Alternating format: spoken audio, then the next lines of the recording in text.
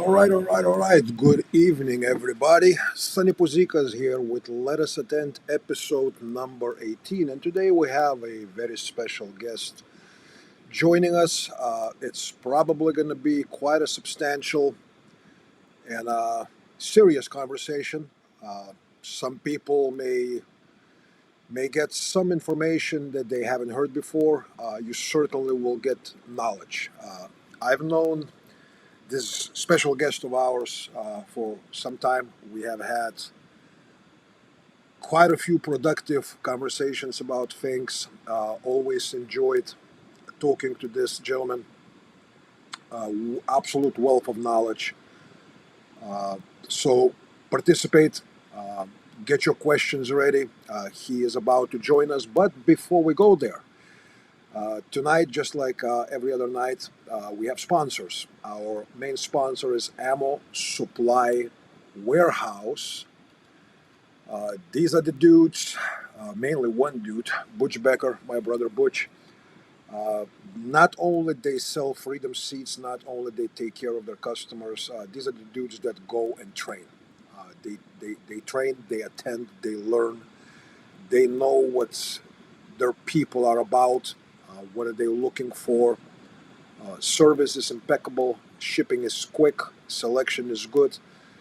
Not just Freedom Seats, you can get magazines, you can get other, sometimes pretty rare things from Ammo Supply Warehouse. And so please support them. They are good friends of ours, and they are sponsors. And the second sponsor, as it has been from the beginning, is For the Honey Badger Body Sprays. It's a side hustle that my dear wife Megan runs. Organic all natural body sprays. We do have two of them for men and ladies. There is nothing in between as far as 62 other genders, and I don't believe there's going to be anything offered for them. So it's he or she. You can find them on my website, sunnypuzikas.com. Just few things before we move forward and we bring Dave on. He's waiting, so to speak, backstage, ready to unleash some knowledge upon all of those who have ears. Uh, Ask your questions. Those of you from different social media channels that will be joining here, and as it always has been the case, there's always a couple trolls here and there. Uh, you guys will not be acknowledged or steal our time, so don't waste it. If you have serious questions for Dave and or myself, bring it on. We'll try our best to give you answers and our views on things. And looking forward, I just saw Turtle Castell joining us. There is a great chance that Iron Pig Armament will be our sponsor very, very soon. So look for announcement. Look what's going to happen with that. And to all of you that I haven't said hello to, and I see Jay Gibson. Jay Gibson, sir. How you doing? Tom Hollaby, many others. Very awesome. So without any further ado, I'm going to bring in our very special guest for today, Super Dave Harrington. Good evening, sir. Hello, Hey, Dave. How you doing, doing really sir? well, man. Uh, I can't That's complain good. at That's all. good. Well, other than And if we do complain, no one listens anyway. exactly, So man. It's like I'm just happy to be above ground, breathing air. The there you go. That's always a good thing.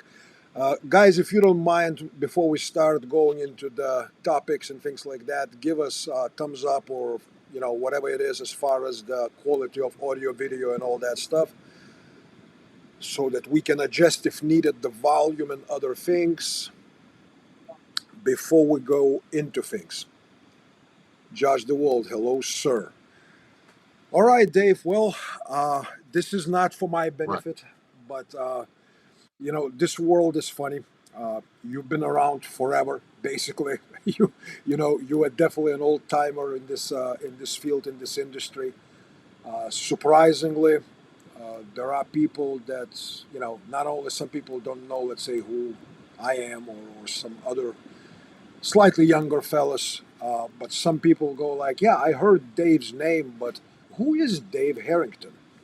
Good question. I had a very eclectic military background experience. I was raised a military brat. My dad was career Navy. So I kind of grew up under kind of in the bubble of the UCMJ, the Uniform Code of Military Justice. So I had quite a bit of,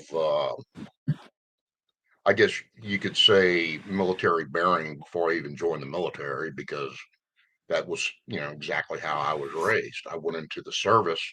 I spent my first 4 years in the service in the Navy Seabees as a heavy equipment mechanic, which basically was my initial development of critical thinking, and then decided that I wasn't going to spend a career doing that. Um, and I was looking at the time, and we're talking about maybe 83, 84 time frame. Uh, the Army did have a program. They were trying to up their numbers in the Special Forces community by allowing you to enlist straight into SF. I think they called it the SF baby program or something like that. But I took too much time thinking about Okay. it, trying to balance point between the Army or the Air Force as a security specialist. So I opted to go into the Air Force Reserve first. I didn't want to bite off more than I could chew. So I went into the Air Force Reserve. I was a Air Force security specialist. Went to the academy at Lackland Air Force Base. Blah blah blah. And then, having done that for a couple of years, realized that that wasn't what I wanted to do either. So I negotiated an inter-service transfer to the Army, which was kind of a tricky thing to do because it's actually illegal to be a member of two services at the same time. So you have to be discharged for at least 24-hour period before you can join the other service, which if you wanted to pull a presto changeo on the service, that would be a quick way out. Yeah. But you have to convince the people involved that that is what you're seriously want to do, and that's what I did. But by that time, the SF baby program had been closed, so I had to pursue my goal by going into the Army Infantry, and because of my GT scores like 110, I was assigned as a mortarman on an 11 Charlie. So that's what I started with. So I wound up being a 60 millimeter mortar squad leader in the 7th ID, infantry, light infantry. And while I was there, I had gone to jump school right out of basic. So I was already airborne qualified. I spent maybe a little over 2 years in the light infantry, and I had gone through the Ranger School program through the light infantry division, and then it was a matter of basically making the move to the Special Forces. And once I did that and went to the SF qualification course, I never looked back. So I wound up spending approximately 5 years. 5 years of my total 23 years and some months in the service uh, was a cross between the earlier Navy and Air Force, and then I spent, I think it was like 18 and a half or 19 years in the Army Special Forces, uh, and it went by. What year did you retire, Pardon me. Dave? What year I did you retired retire, in Dave? June of '03. I had it worked out Okay. where I actually, you know, this is where, hindsight being 2020, always works for you. I had one gentleman that I consider my mentor in the business realm and on several other levels is Mr. Ken Hackathorn. And Ken had told me Yeah. once upon a time, if you get greedy or when you get greedy on any level, it's not going to go well for you. And Yeah. the only reason I bring that up is because earlier, in the 2003 timeframe, the war hadn't actually started yet, but we were getting prepared for the war, and I had come out on the E8 list, so I was looking at being promoted to master sergeant. Uh, but I had already spent the requisite amount of time uh, being discharged or being reacclimated to civilian life. And I received a call from the command sergeant major one day, and he told me, of course, I was looking at the promotion, and if I chose to remain in the military, they'd make all the other stuff go away and just basically plug me back in. But I had already was lined out to for a position with triple canopy to go to Iraq in the security Yeah. service realm for practically $1,200 a day versus the you know $3,500 a month if I remained in the service. Yeah. So I look at it now and it's like, man, I got greedy and I went the greedy route. But however, what happened was after I had gone through the necessary stuff for training and stuff for triple canopy, my neck, I was having some serious problems with the right side of my body and my right arm. And I was losing the use of my right hand. And there were several indicators, plus the muscle spasms and cramps and stuff I was having in my back. And come to find out, uh, the docs in Iraq didn't explain to me what exactly was wrong with me, but they told me I was not going to be able to receive the kind of medical attention I needed, so I'd have to return to the States. And it kind of bummed me out, man. But when you look at the severity of the circumstances, uh, I could not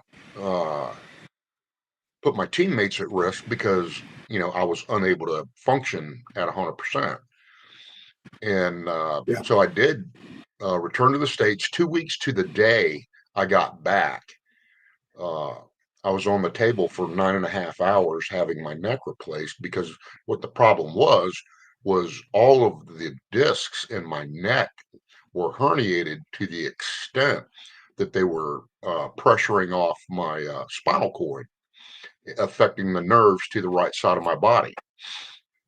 And then Yeah. that whole episode and surgery put me out of action for like 2 years.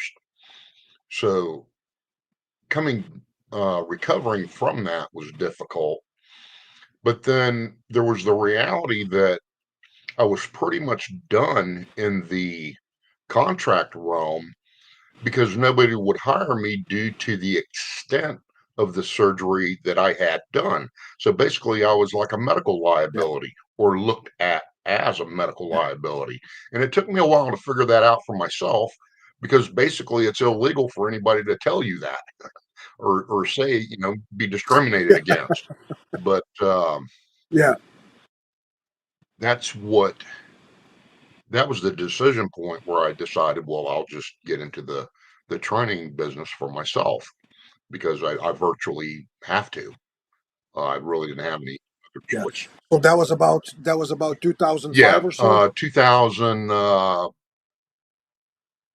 Uh, yeah, 2006 is when I first Okay. coined the business.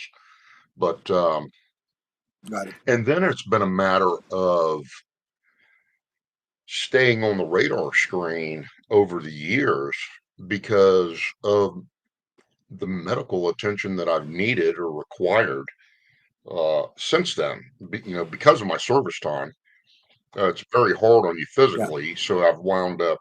I've had both knees replaced. I had that done at the same time to just shorten the overall recovery time. I've had my left hip replaced. My left ankle's been operated on twice. Uh, I was going to have my left shoulder worked on, but that's when they found my heart was in AFib. So everything got directed to fixing my heart, which took about a year. And then after I Yeah. was cleared to get back into shape, uh, well, allow me to digress. I forgot about having my right Achilles rebuilt uh, somewhere in there. Small But detail.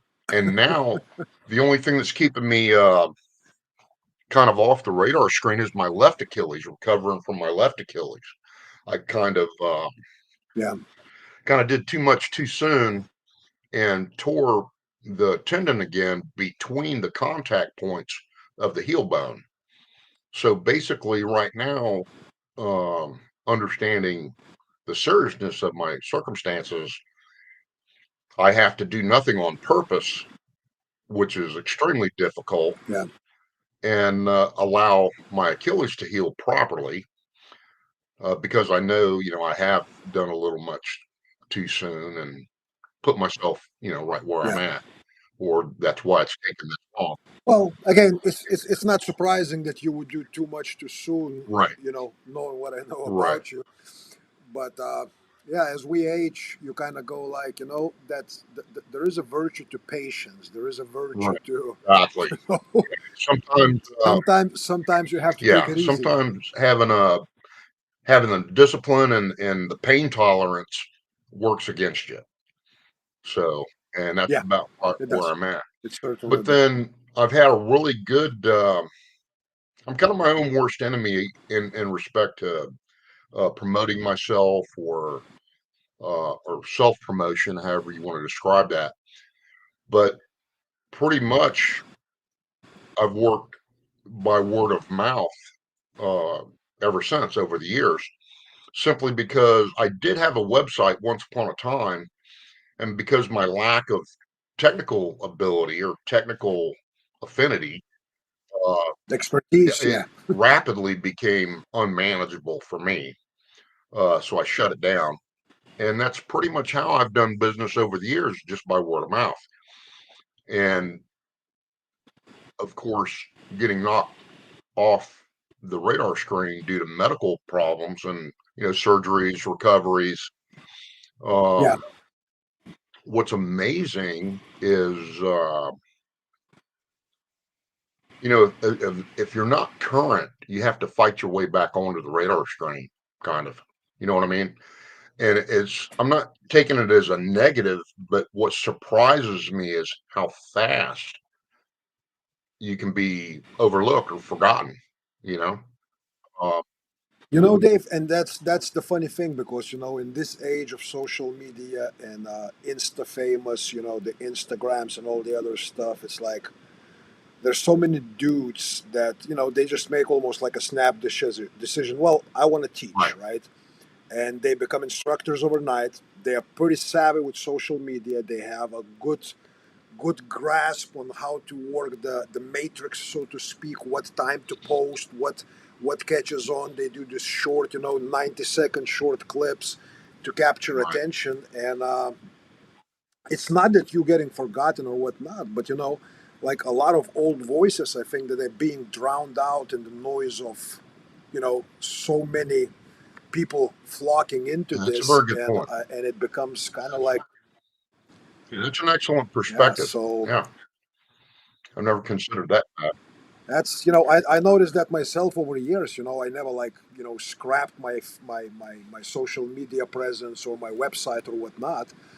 But the thing about it is that you don't post for like 2 weeks a single video or whatnot, and you see like significant drop in what you capture, and that's like 2 weeks. So forget about like having some kind of a medical condition where you have to take 6 months, 9 months, whatever, to take care of things, and you don't Right. do shit, and then you're gonna go like, what happened, right? So yeah, it's weird. It's a brave new Yeah. world, buddy. The one Go ahead. thing that I don't know, that amazes me, this is going to come across some people, this is going to aggravate some people. I should say that right up front.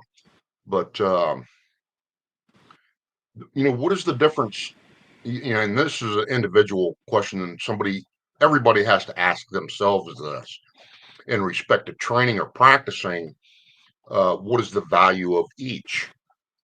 Because they're not the same thing. A lot of I Yeah, know of a lot of people. I'm not taking this.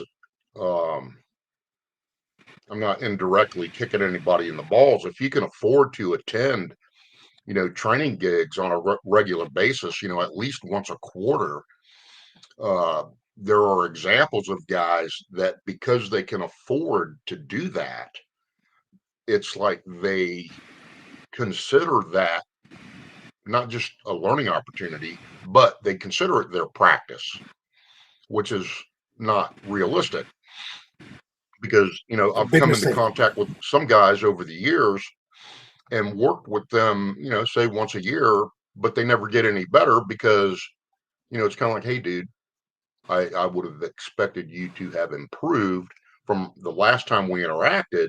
What have you done since? Well, kind of Nothing. nothing. Well, how do you Yeah, expect to get better? But what I was going to state just a little earlier I said that to make this a little more digestible is I don't see how any what I consider a professional training personality can have anywhere of upwards of 20 or more people on the range at the same time, uh, and actually that handling that many people is a difficult task. You know what I mean? very difficult. And I know exactly how what you you mean, buddy. can pay specific and particular attention to what each and everybody is doing and advise them accordingly, that blows my mind. I don't see how you can actually accomplish that. So You what can't. happens You is it can't. comes across to me, I get the impression that it's like a kind of a, come and shoot with me for the weekend gig versus an actual uh, training gig, and Learning and training. having Yeah, an opportunity to spend the requisite amount of time for learning to occur, and also practice it to the extent that you can retain what you learned and then move on to the next piece. You see what I mean? yeah, So how much can you yeah. I see exactly what you yeah, mean, buddy. I've been in this long enough to have seen all those trends to where it's interesting now because you go out there, you teach the class. Some classes are six, some classes are 8 people, some classes are 12 people, right, right? And you kind of like look around in these pictures plastered on social media. There's 46 guys in the gun right, class, 46, 52.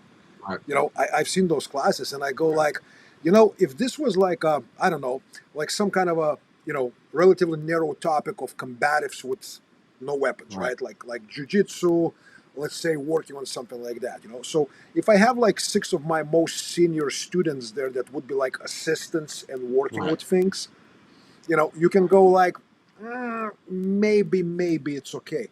But when I'm looking, like you teach the class, right? Let's imagine that your class has 40 right. people, right? How much time you can dedicate to each student, Dave? Well, see, that's Because things need to be looked at with yeah. detail, I've never right? even tried to do that.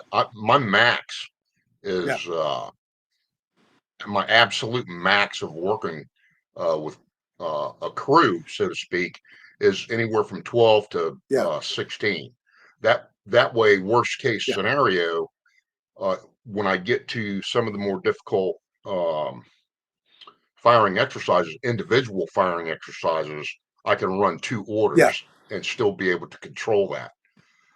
But well, That's usually what I do. I had a class recently that had 18 right, people, and I broke it down. Actually, in some exercises, I broke it down into three right, groups. That way, two people, one is kind of like supervising, the other one is just watching because there's a lot to learn by watching as exactly. well. Uh, and that's a good point. Even when I break them down into like I don't really consider it two firing orders because I break it down into an observer and a firer. And I put Yeah, emphasis on the observer doing just that. He's not necessarily coaching the individual, he's simply observing everything that he's doing, or more importantly, everything he's not doing. Uh, yeah. and But let me ask you, Dave. Have you noticed, like quite often, and not necessarily in your classes, I know because you would address that right, quickly, right? But overall trend, right, where you break, let's say, down into two firing okay, orders, right? And then people that are not firing, they standing on the sidelines and they talking about gear, or they're talking about chicks, or they're talking about some right, social they're not paying engagements or attention. whatnot. They're not paying attention to Right, what's happening. exactly, and that's not a good thing. Um, Yes, One terrible. thing that I've am critically aware of is the simple question of at what point for any individual that is, and this can be applied. This isn't just about the shooting thing, like we're heavily involved in, but performance oriented training. Think about this, consider this. At what point does an individual actually begin to learn? Is it everybody needs guidance? Everybody needs, a teacher, a coach. There's different, I have definitions and for the different levels of actions Yes. that these people do.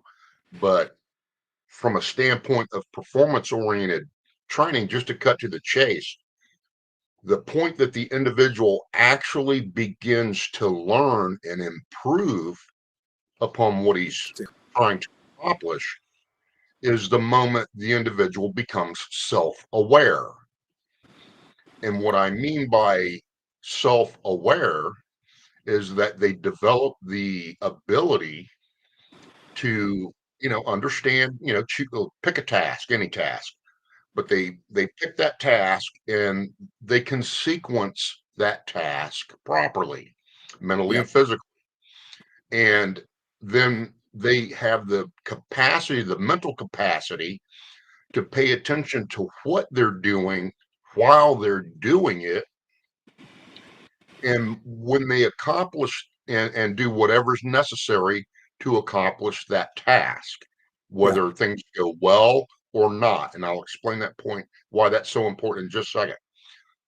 But once you complete the task,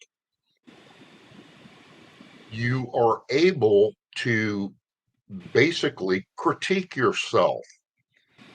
You've got to develop your powers of immediate recall and this doesn't take a lot of time. Yeah, I mean, it could take 45 seconds, but you do a mental review of everything that you were seeing, thinking, and feeling that allowed you to perform well. Or if it didn't go well, then what caused the glitch in the matrix?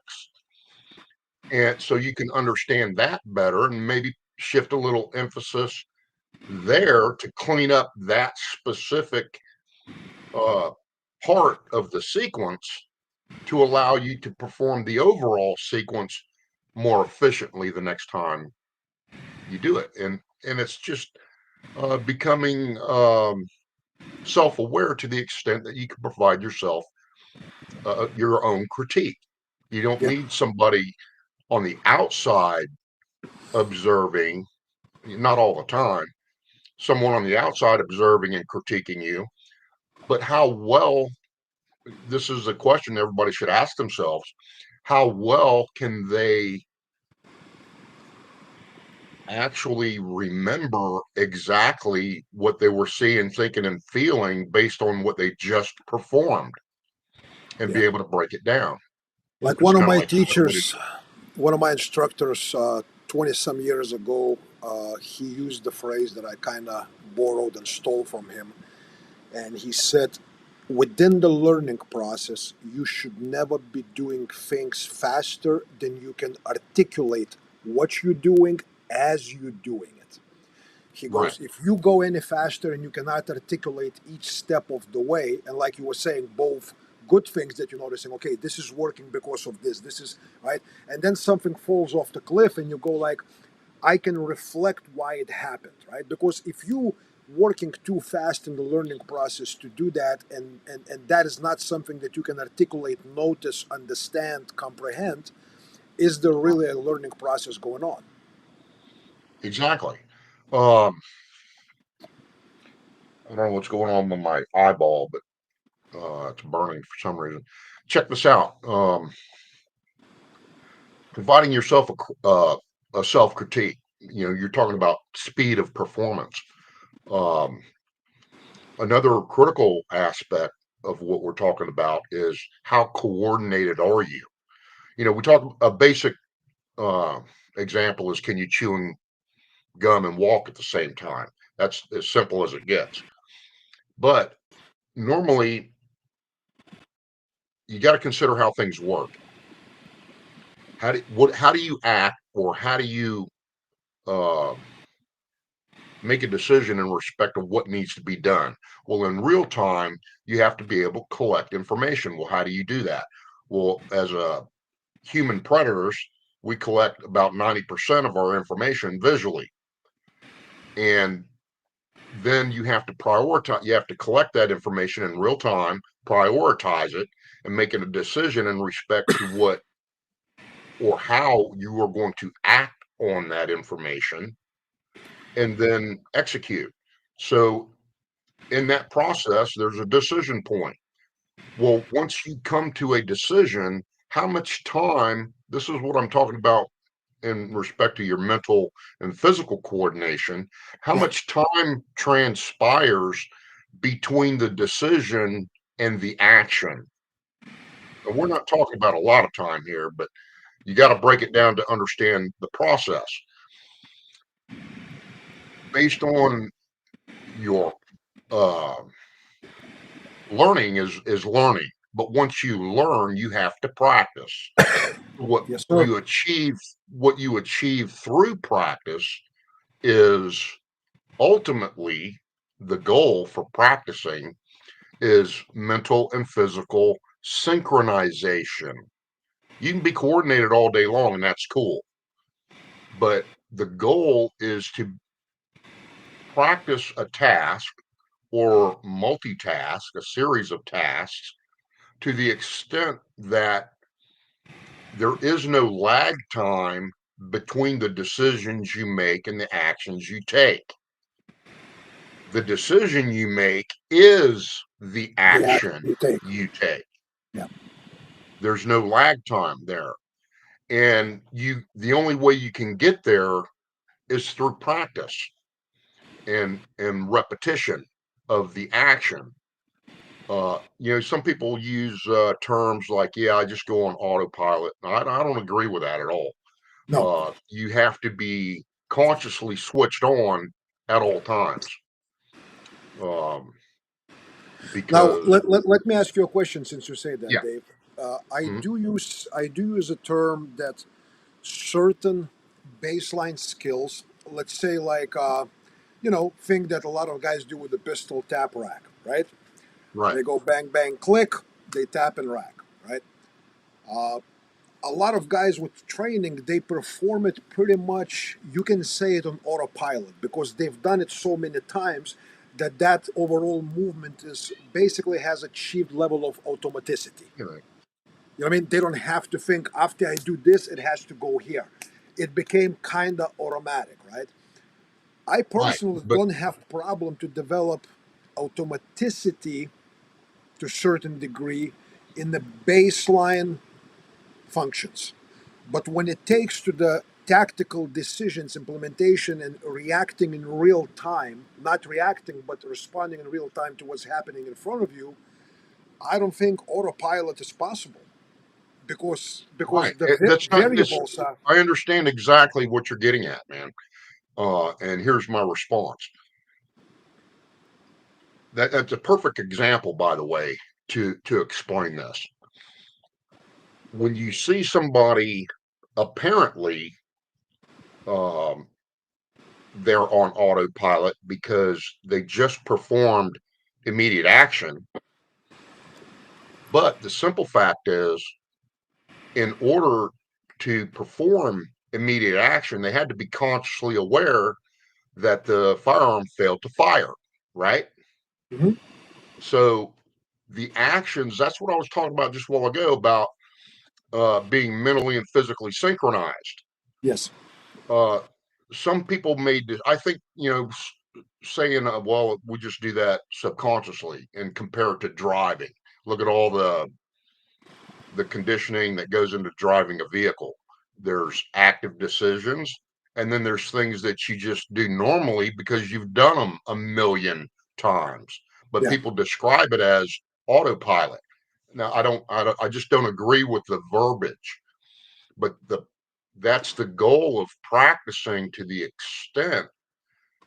For example, coming back to the example of performing immediate action on whatever firearm it is, you have to consciously realize the weapon failed to fire. And remember the mental and physical synchronization Decision has to be action. is the decision, is the action, and you just do what needs to be done. Now, by appearance, I don't think people have really looked at that necessarily from the right perspective in order to explain it like I just did, right? But if you sometimes you just have to step back, um, just like once you become self-aware and are able to critique your own performance, what happens? Like, for example, using basic immediate action, what if there's something uh, I could have done better, but I didn't? Well, then what caused that? What was the what was the interruption there? And I'm talking about doing an after actions, my own after Yeah. actions review of the task that just happened. If I had a problem doing it, then at what point in the sequence did the problem occur and why did it occur?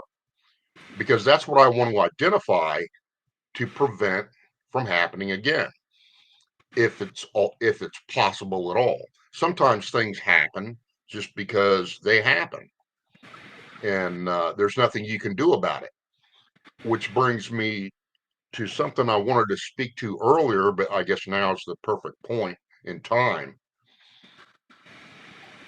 As a If I'm training or practicing myself, or someone's participating in another program, I don't allow people to quit an action or a task.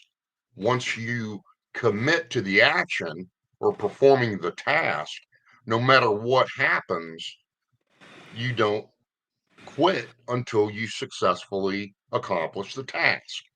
For example, I'm just going to simply draw, aim, and fire on the target. The intent is to hit the target twice. Well, if I draw and aim and I fire two shots and then dismount and holster the pistol, but I only have one hit on the target, well, then I failed the task because I only fired two shots. I didn't deliver two hits. So, in a sense, there's a lot of things going on there. If you don't even realize you hit the target twice before you dismounted the gun, effectively quitting the task and putting it away, that's a huge problem. It tells me you weren't paying attention to what you were doing while you were doing it. You may have thought you hit the target twice, but you actually didn't. So you either were not reading your sights and calling your shots or your hits, or you failed to assess the target before you put the gun away. Because if you don't possess the ability to pay attention to what you're doing while you're doing it, you can't evaluate what you're doing while you're doing it. Because if you are missing, how do you know that? You've got to be assessing the target, or let's say, for example, you misjudge the distance to the target is your level of visual awareness of not just the target and its immediate surroundings. If you're not hitting the target, where are you hitting? Can you see or reference impacts in the target area in order to adjust your aim based on your error in judgment of the range to the target? For example, uh, you're shooting at the target, but the rounds are impacting the ground in front of the target. Well, you're obviously too short. You know what I mean? So you need Yeah. to adjust your point of aim to hit the target at the correct distance. Whether it's, you got to hold your front sight over the target or hold your dot over the target to hit it, or range estimation is a critical skill, no matter what type of firearm you're actually Yeah. using. Uh, but a lot of people don't really take that into consideration. It's just, if you miss, everybody misses. I don't care who you are. I miss periodically. One of the hardest things that I had to realize is I pretty much made my bones firing single stack 1911 45s, but they were all custom guns. I started out competitively shooting with Larry Vickers Customs, and then I moved from Larry's guns to Smith and Wesson Performance Center guns, and then I moved. I even shot with. I represented Beretta. I was on Team Beretta for almost 6 years, Damn. uh, firing the 92s.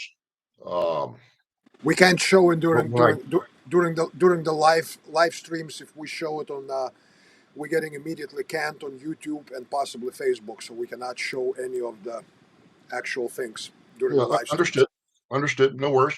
Um, but the thing is, when I decided to get into the training realm, I decided to use Glocks because they were the most prolific firearm out there and most readily available across the face of the planet.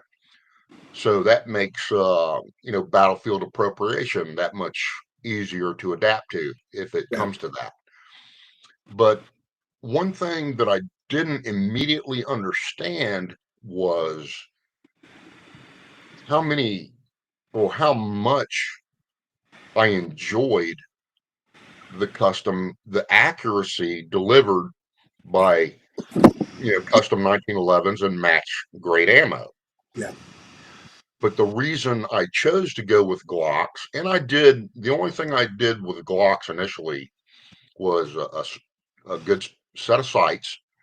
And of course, I experimented with some of the trigger replacement trigger groups, only to come to understand that I needed what I could best do as far as leading by example is use straight stock OEM gear, because the primary decision behind that was to find out just exactly how good can I be with just a stock pistol, period. Yeah. And the Glock nights, the factory night sights, they're metal sights, tritiums, extremely durable, extremely good to have. So if you want to go that route, that's a good decision. Um, they're very well regulated. The gun hits to the sights all day long. Um, and that's something I'd like to put some emphasis on. When you buy a pistol, generally the first thing people want to do is adjust the sights. Well, shoot the gun for a while and make sure you're adapting yourself to whatever type of gun it is, because I'm sure the guns that are made nowadays are much more accurate than they ever have been due to computers and CNC machining and all that. Don't be in a hurry to start adjusting the sights unless you happen to be cross dominant or something to that effect, um, and you have a legit reason to adjust the sights. As long as they're centered up, gun's probably going to hit center. And the distance is another issue. See, back in my day, the 25-yard bullseye was the measure of skill with a handgun. And then you've got the difference between marksmanship and combat marksmanship. Well, it used to be, marksmanship is easily kind of understood. But I kind of massaged the definition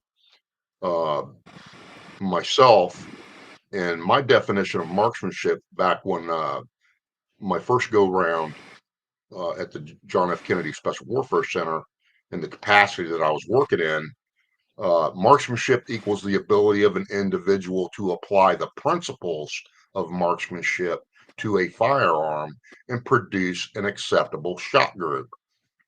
Okay, that's it. It's that simple. There's a lot of variables that I'm not speaking to there. What type of firearm, what type of ammunition, what type of target, what's the distance? There's all these variables that come into play of the problem. So in order to avoid a bunch of mishmash, I just broke it down into that definition. Marksmanship equals the ability of an individual to apply the principles of marksmanship in order to a specific firearm in order to produce an acceptable shot group. So the reason I felt like I had to do that was I had accepted the position at Range 37 at Fort Bragg to be the combat marksmanship in COIC. But the initial problem that I ran into was I could not find any definition of combat marksmanship.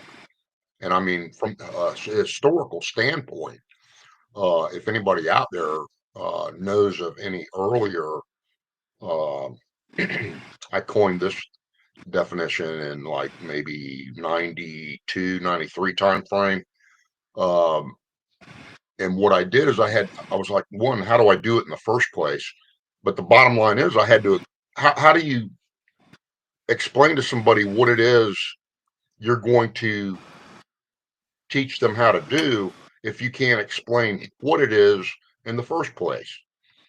So I had to sit back and look at everything that we were doing and how we were doing it and why we were doing it. And this was the definition for combat marksmanship that I developed. Combat marksmanship equals the ability of an individual to deliver fast, accurate, and lethal fire on the enemy without hesitation in adverse conditions within the rules of engagement. And that's, if you unpack that definition, there's a lot to unpack. Yeah, you can really begin to understand what all's involved with it. It's because up until that point, I couldn't find anything even closely related to what I just stated as a definition of combat marksmanship, other than, it's just, it's the marksmanship stuff, but it's kind of OJT, that's what you do when somebody's shooting at you. Okay, I got it. That's what. Right. But it's an interesting, when you get into the aspects of training, I look at it like this. If you're a teacher, then what does a teacher actually do? They have a fixed amount of material that they have to cover in a fixed amount of time. And normally, what happens in a class, it kind of gets dumbed down to the lowest common denominator. So everybody gets it. But then the more intelligent or higher end people suffer because of that. So I don't consider the fact that I run a class or classes. I can do that, but I don't enjoy doing it unless it's absolutely necessary. What I consider that I do is run a program. because I can't vet everybody that wants to sign up to a program I'm running. And here's why. You can tell me that you have accomplished this, that, and the other thing over there. Or, hey, like it's hard for some guys just to say, hey man, I'm just like entry level guy. I just kind of just got all my gear put together and I don't really know what I'm doing. I understand why you're here then. You know what I mean? That's what you're here Yeah. for. Yeah. But the difference is I don't differentiate between skill levels. I'm running a program, but what I do have is the knowledge and experience to interact with each individual on their demonstrated ability and their demonstrated knowledge and advise them accordingly to what they are capable of understanding and doing now. Right. But by running a program, it puts the onus on them because if I have to tell you, hey, man, get with the program, that's exactly what I mean. Now, Yeah. nothing's mandatory.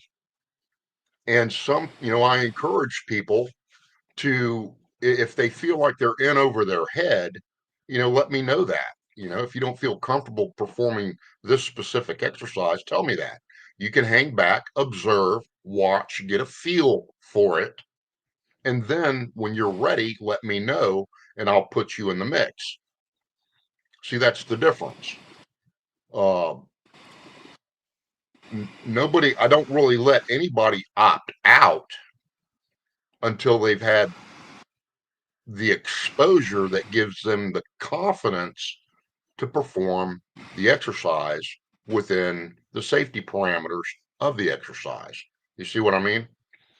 I Yeah. never put somebody or don't set somebody up for failure inadvertently because they don't grasp the concepts of what I consider to be advanced safety concepts or the advanced application of safety that allows you to do what you're doing. Um, it's kind of it's delicate line to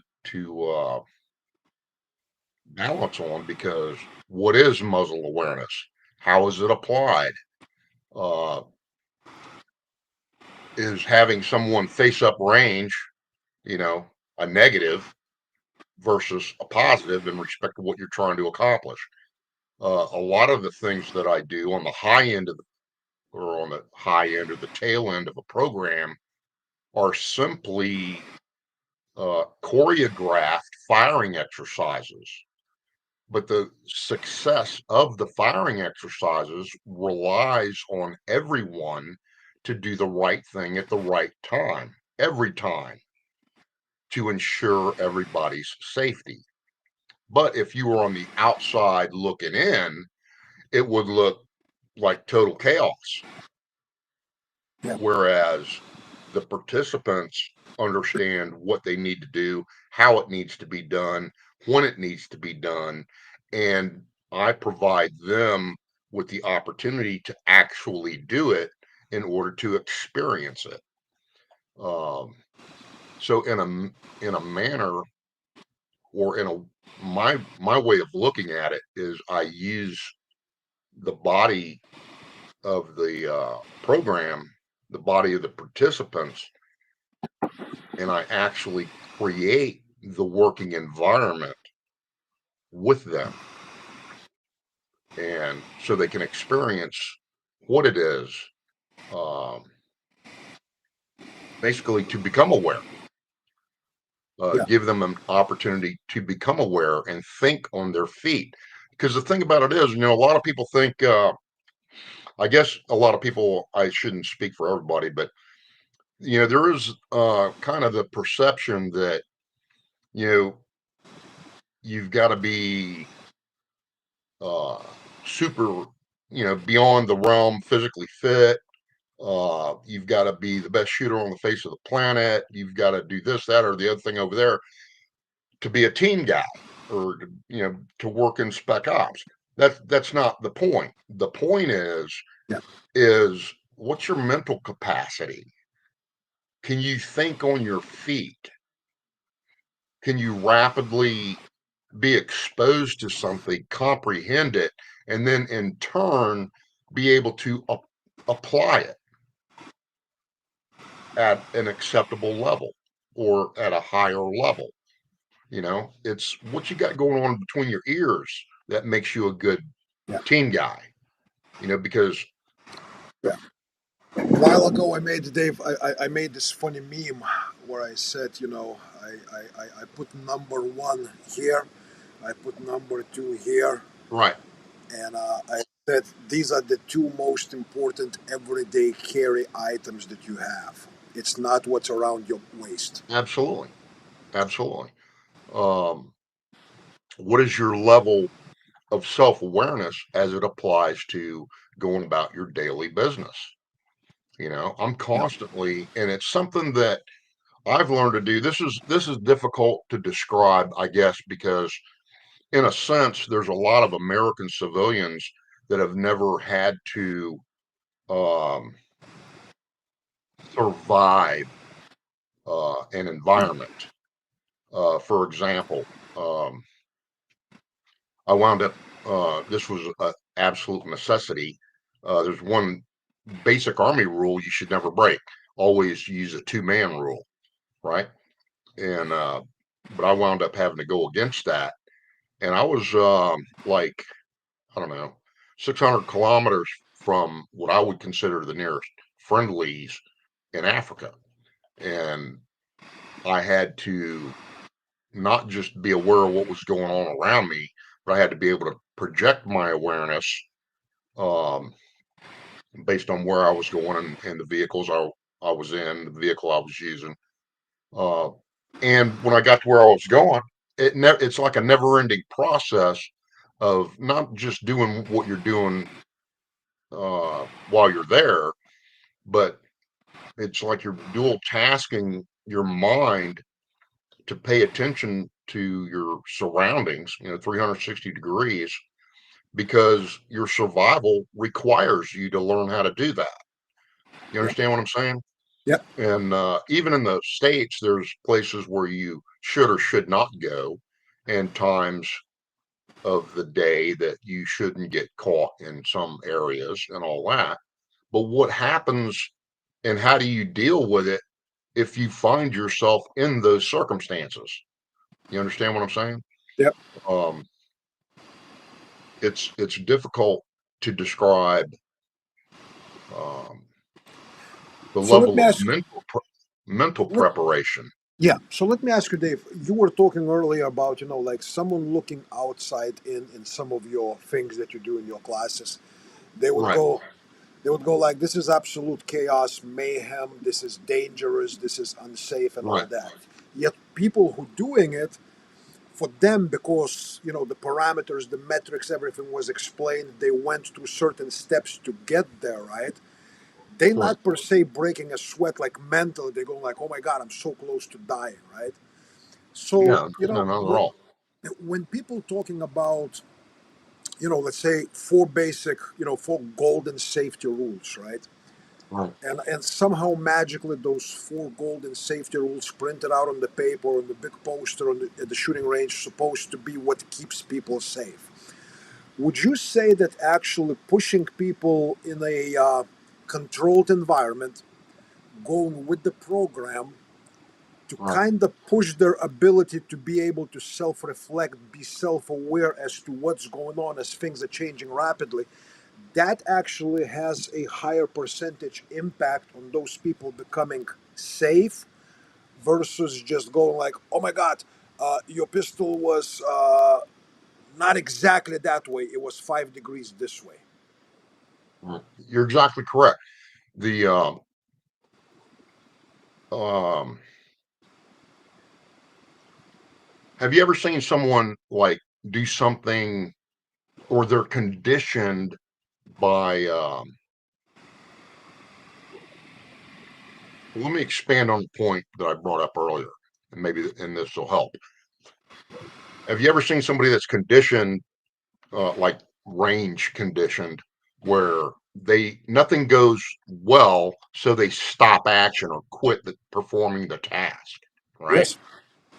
Well, I don't dig on that, because whether they realize it or not, simply because they think that's okay, I didn't perform 100%, so I stopped and started over. Well, what you don't realize is what you're doing is you're actually conditioning yourself to the point that you think it's okay to quit when you're having a problem. And that's exactly the kind of mental issue that's probably going to get you killed if you suffer any kind of real action or a problem within an action. You've mentally conditioned yourself that you're having a problem, so it's okay to stop to figure it out, versus figure it out in action and complete the task. Yeah. That's why it's so important that once you commit to a task, no matter what happens or how well you perform or how many problems that you may have, it's not over until you've successfully completed the task. Then you're conditioning yourself in a proper manner. And coming back to your point of interest is about the safety. Have you ever seen anybody do things, and for the only reason that is because what's required of the place they train at or shoot at, the range, they're applying range rules in circumstances in That are which way it's outside not of the range required. realities. Right. I mean, I Yeah. see it all the time because I run a hot range. Yeah. If once we get the training started, you're free to interact with your kit and equipment in any manner that you see fit, as long as you're within the safety parameters that I've established. Yeah. You don't have to ask permission to do this, that, or the other thing over there. You either make the right decision at the right time every time, or you didn't, and we'll discuss that if or when it happens. But the main thing is, a lot of people don't get the opportunity to function as they would in the natural environment. You know, some So people basically, fall. would you say, Dave? I'm going to use an example. Would you say that a lot of what I can call, I know it's a cliche, the square range, flat range mentality. It's basically like teaching people that their whole life driving will be on these perfectly paved highways, and then the life may take you off the road. But we don't allow him to go off the road on the range because everything is within, everything has to stay between the paint, so to speak, right? Right. To an extent, here's another perception. Um, when you're performing, it's real easy to talk about, like, I'll give you a perfect example. When I'm working or I commit to a task and I'm performing a task, what I'm working with is never perfect. It's never best case. See, we can sit and we can talk about sight alignment, for example, and what is perfect sight alignment in respect to the size and distance to the target and all that. And if you can achieve that in action, that's great. Take advantage Yeah. of it. But basically, what I realized at some point in my own development, about 90% of the time, everything that I'm doing, or in response to solving a problem, I'm working with less than perfect. And it's like, I know and understand that, but that doesn't prevent me from being as efficient as possible and solving the problem or neutralizing the target as quickly as possible. It's also like, for example, what are acceptable hits? Here's another conflict Yeah. between training and reality. Um, Center mass, and I've used that word, just give me a couple of good center mass hits. Well, nobody really questions that. What is that? It's almost self-explanatory, center mass, but how does it apply? Uh, Hang on a second, man. I gotta get my charger. Sure.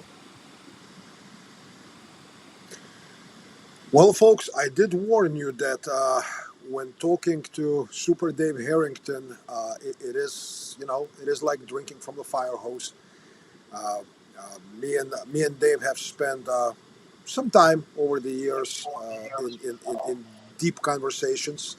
All right, I'm good. So talking today, I was just while you walked away, I was telling people that I kind of warned them that listening to you is like standing in front of the fucking fire hose because you're gonna get wet. You know. All right, exactly. Um, where was I at, man? Um, We were talking about like some people, the discrepancy because between what's good enough, what's oh yeah, perfect, right? yeah. Um, I'm never working with best case, but and I even make corrections as I go, as I'm performing a task. For example, if I'm not hitting well, I'll continue to hit the target until I'm satisfied. Yeah. Uh, another another reality is or what I was talking about, center mass. You know, well, what kind of target are you working with?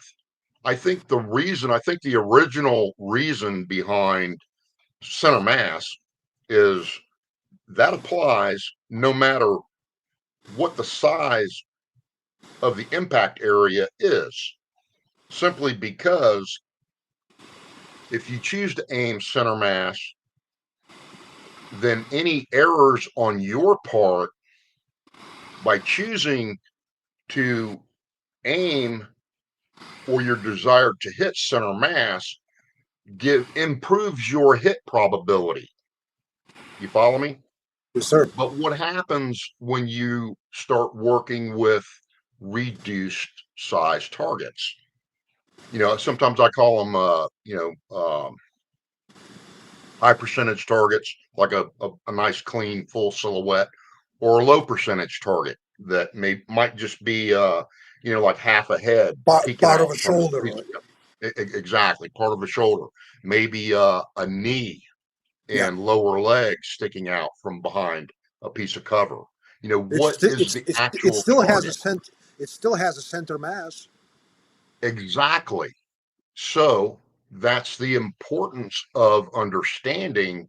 It's not just something people say, it's what you should do no matter what the size of the target is or the distance. It increases your hit probability, unless, of course, you choose to make, or if you're forced to make a low percentage target, Yeah. you're still going to attempt to aim center mass.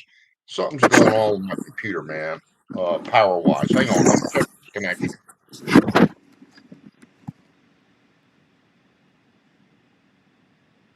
So, folks, we're probably going to be here a little bit over time,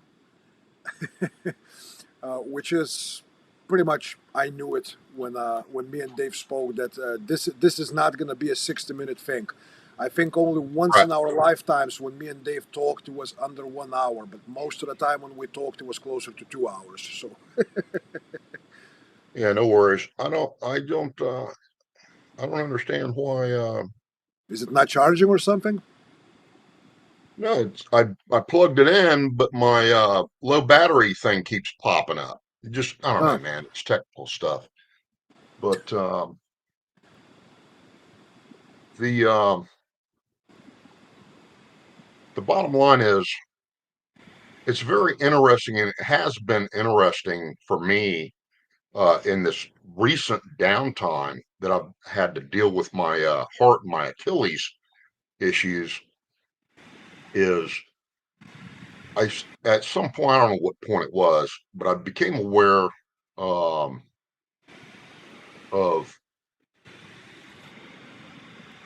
the key issues that help people learn that you normally, what I would like to think people normally cover in trying to explain how to apply those things that are necessary.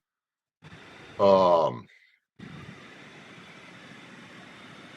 Let me see. Here's a question here. It popped up. Yes, that Could was you do that that was a on good the question. screen? Yeah. As an advice, once the technical and tactical proficiency skills are mastered, how much time on a percentage basis should be spent on developing nerve, emotional, mental control versus technical tactical skills? Uh, okay. Well, my answer to your question is and that is an excellent question, is 100% of the time, because uh, what you what you see, you need to understand how to.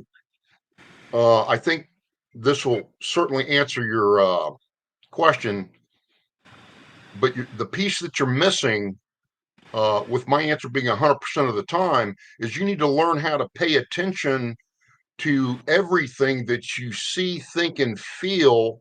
And I'm also including not just tact. What do you call it when you're touching something? Tactile. Tactile. Yeah. Um, Tactile inputs, physical, tactical, or tactile inputs, but the emotional inputs. How do you feel about what you're doing and why you're doing it in the first place? And that is what you're paying attention to at the same time you're applying what you know technically or tactically. You understand what I'm saying? What I see in your question is you're missing that connect. That question is a excellent question, but reading your question and the simple fact that you asked that question tells me you're missing the connect between your level of awareness of what you're doing while you're doing it. Because if you are aware of what you're doing while you're doing it, in order to be able to provide yourself a self critique and actually improve, you're missing that part. It's 100% of the time.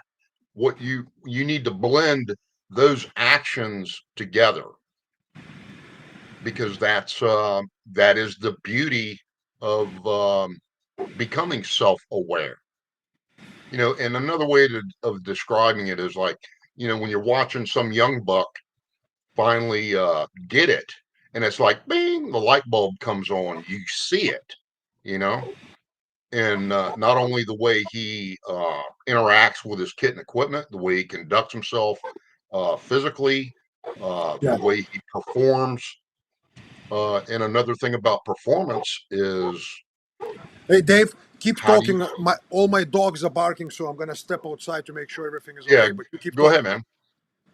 man. The you've got to think about consistent. What is the measured consistency, and how are you measuring the consistency of your ability to perform? You have to have some kind of awareness in the first place in order to evaluate your level of consistency in whatever task you're trying to perform. Um, Another way I describe, um, your level of awareness is do the right thing at the right time every time. Think about that.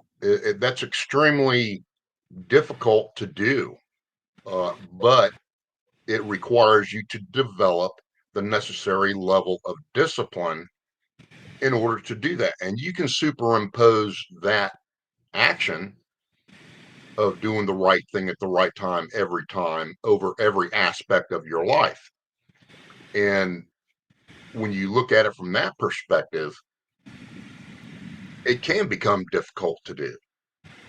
For a simple example, when you walk through the kitchen to go to the laundry room or whatever, and you observe that the kitchen trash should be taken out. Well, do you do it, or do you postpone it for whatever reason? Um, Simple stuff like that. Uh, Another aspect is when you're working with your kit and equipment and your firearms, and you're either participating in training, or you're practicing, everything is important and everything matters. Okay. But here's the beauty of that statement: everything is important and everything matters requires you to make the decision of why it's important, how important is it, and how does that apply to what you're doing at that point in time. Because the goal is, no matter what you're doing from a decision point, is how efficient can you solve that problem. It's like your mental capacity in respect to problem solving. Look at the mechanics of shooting. Okay. uh Simple task, shooting a 25-yard bullseye. Look at just the mechanics that are required to score well. Okay. The first thing you have to do, we're not getting into all the variables, we'll just call it a B8 target at 25 yards. I'm not concerned about the type of firearm or caliber or any of that. But what you do have to do is stabilize the firearm with the target. Uh, you have to aim. Now, from a timing standpoint, how well do you know the firearm? How well do you know how to make it go bang when you want it to go bang at the precise moment you want it to go bang? That requires judgment in respect to timing, because where are the sights in relationship to the target when the gun goes bang? I don't know. Only you can decide that. But it's a timing thing. You've got to stabilize it. You've got to aim. Once you're kind of aimed in the realm, you make the decision to fire. Well, once you make the decision to fire, how much time? This also depends on what type of firearm you're firing and what type of trigger mechanism it has. But once you make the decision to fire, you have to apply physical action to the firearm in order to make it go bang. So how long does that take? And or you do you possess the ability to pay attention to your sights and keep them where you want them to be when the gun fires? Because the effect of what type, that's where the effect of what type of trigger action you're using is going to come into the play of the problem. Whether you're firing a DASA gun or, like a 1911 style trigger. Um, but you've got to stabilize the firearm, you have to aim the firearm, and there's timing involved in respect to when you want the gun to go bang in relationship to what the target is doing or not doing. Um, Dave, can I ask you a question really Absolutely. quickly? So, I used it, not always, but quite a bit in my classes, something that I've heard that was widely attributed to you. Apparently, in some of your classes, and I'm paraphrasing because I don't, I wasn't there, Right. but you used the phrase that sight picture alignment is a confirmation of proper biomechanical presentation of the weapon. I've never heard it put like that, but I agree with what you're saying. Um, Because when I was listening to you, that you have to control the weapon, right? You right. have to be right. Aiming, to me, it's, aiming is basically extending it and presenting where it needs to be, right? Right. If the aiming and your biomechanics are correct, you should not be fishing for those sights with your face bobbing and moving, Right. looking for those Absolutely. sights to Well, align. see, that Yeah. requires consistent practice, right? Also Yes. depends on what type. Are you using irons? Or are you using a dot? There's variations of the theme, but one thing I'd like to put emphasis on is it is a decision point based on your evaluation of the situation. Do you need to use the sights at all? Do you need to aim at all? Do you need to spend that amount of time it's going to take to aim? What Yeah. gets me, the reason I bring that up is you have some of these entry level firearms guys that are talking about running basic firearms classes for entry level people, and they're getting into they talk about having difficulty, or getting into talking about using the sights and how to use the sights, and yet they don't even speak to point firing. So Yeah. dig this. Here's So, as you're speaking of that, Dave, and I want you to address that because I'm going to show one of the comments here from one of the fella from YouTube, and here's what he said. Always look for that front sight first, is what I was taught. What are your thoughts on that? okay. I agree with the statement if the decision point is that you need to aim at all. If you need to aim to solve that problem, sure, you want to have that front sight and sharp focus, because what a lot of people don't understand about how your eyes work, all predators have binocular vision, and binocular vision provides depth perception. Well, depth perception allows range estimation in order to set up a successful attack.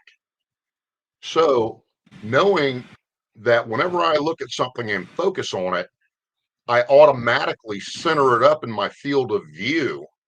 Well, because I know and understand that, like for example, applying that to running a pistol hard is, as long as I can keep that front sight and sharp focus over the target, I really don't have to worry about centering it up in the rear notch, because I know and accept that my brain will do that automatically, because that's how my eyes work, and I can rely on that.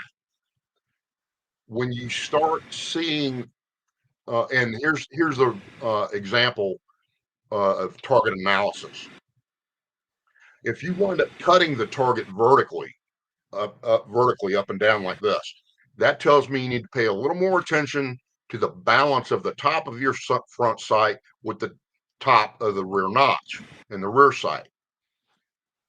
Uh, if people understand what um, pressing the trigger properly is, you very seldom see any windage errors. Windage errors Yeah. on a target are generally produced by poor interaction with the trigger.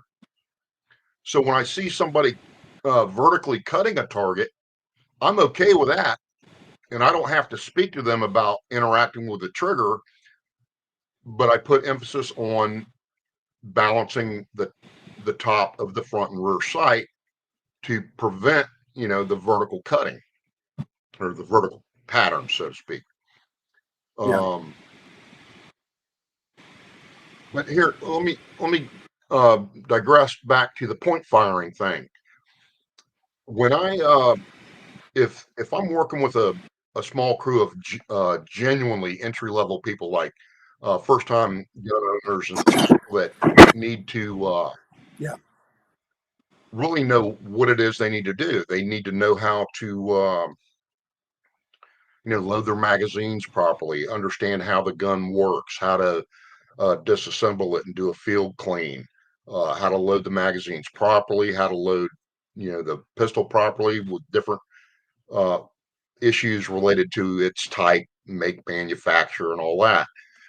But people skip point firing. They want to jump straight to aimed fire when if that person's primary purpose or reason for acquiring the firearm in the first place is self-defense, well, then you need to teach them how to be totally familiar with a firearm to include firing it at close range. And I would say probably 5 yards and in. And at Hmm. 5 yards and in, handguns are very intuitively applied. That they're made that way, or but people kind of overlook that. Yeah. Uh, People say point firing is not correct uh, or illegitimate, but the fact of the matter is you have to point any firearm at a target, whether you're going to aim or not, in order to hit it. So that makes Well, I don't know. When they say illegitimate, I look at this, right. right? And the angle that I see here to the point that I see here, to me, it does remind a little bit of a pistol design and general structure. Mm, You know what I yeah, mean? exactly. So when these people say point firing is something that's wrong and all that, I go like, so wait a minute. How are you going to fine tune your movement of your pistol, where it's coming out of the holster or from the table when you have to grab it, whatever it happens, That's right. right? How is it going to interact as far as your biomechanical movement of presenting that pistol to I, where you even, I actually, if you will try to look for those yeah, signs? I don't understand how we got so far away from point firing that people stopped teaching it. Um, there was in my military upbringing, we were absolutely held to the standard of aimed fire methodology. Period. If we were going to engage something, we were going to aim while we're doing it. But that was to Yeah. reduce collateral damage. Uh, so, but what you find in some circumstances, no matter what is happening, you may not be able to physically, you may find yourself in a set of circumstances where you're not able to physically present the firearm towards the target in order to use the sights. So, how do you hit the target under those circumstances?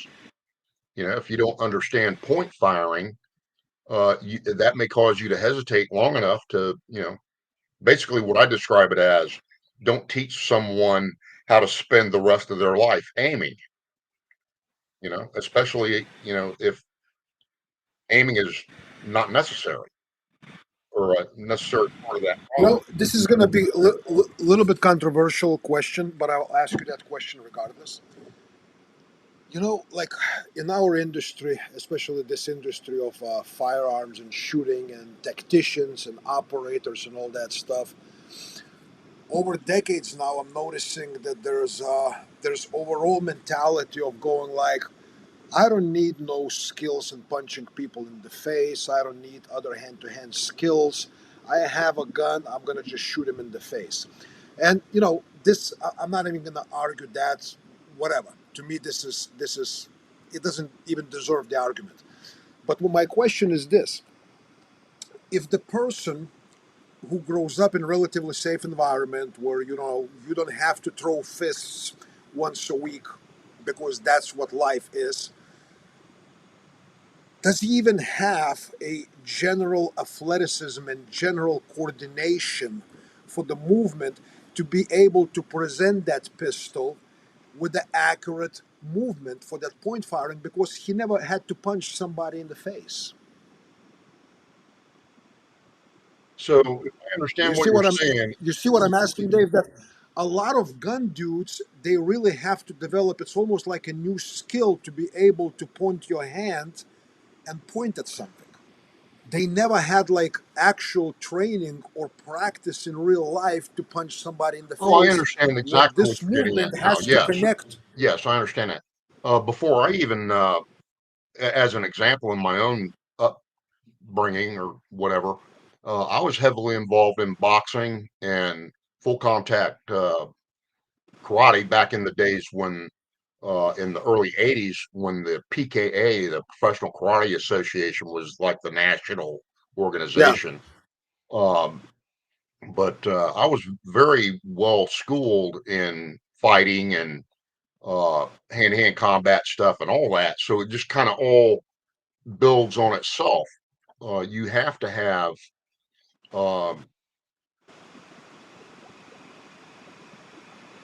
a level of mental and physical coordination to perform anything that you want to accomplish that requires physical performance, performance Yeah, and oriented. people doing any kind of drills with shooting when you have to move and clear Right. corners and all that stuff, it becomes physical pretty damn quickly. But you know what? When Absolutely. you get hit and when you're leaking fluids or whatnot, it multiplies immediately. Exactly. Exactly. You have to, a good response to that is like,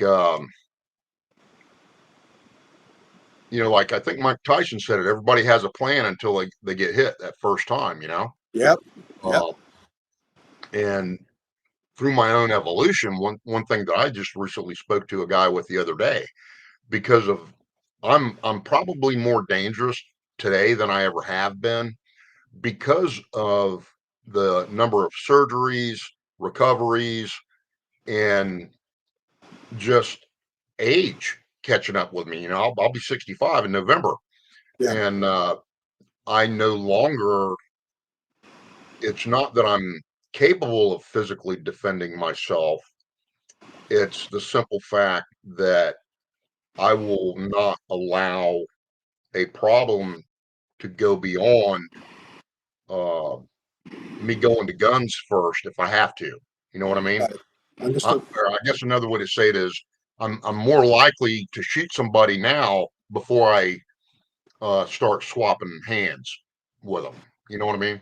Yeah. I Because understand. I physically can't afford to get hurt any more than I already have been. But the way to do that, the way to what a lot of people don't understand is it's cool to be prepared to handle any type of working uh, circumstance with your guns, but how often do you see legit people ever swap bullets with anybody? Because they're applying what they know. They pay attention to their circumstances. They avoid uh, the They areas avoid. They that de-escalate when needed. They walk away when it's makes sense. exactly. Yeah. The only reason you should be going to guns on anybody is if you absolutely have to. Yeah. When there And is no then, other option, it should be a last right, option. exactly. Uh, and the other thing is, they call it an ambush because ambushes work. You know what I mean? And if you find yourself in an ambush, you failed a few steps back. You know what I mean? If you find yourself on the X of an ambush, or you can describe your circumstances like you got ambushed, you weren't paying attention in the first place because the indicators are there, but do you know how to see them? Do you know how to observe your area? Do you know how to evaluate your circumstances? One of the Yeah. things you should always do is always leave yourself an out. And I'll give you an example that I do every day when I'm driving. I don't get close when I come to a stop in traffic. I don't get close behind people.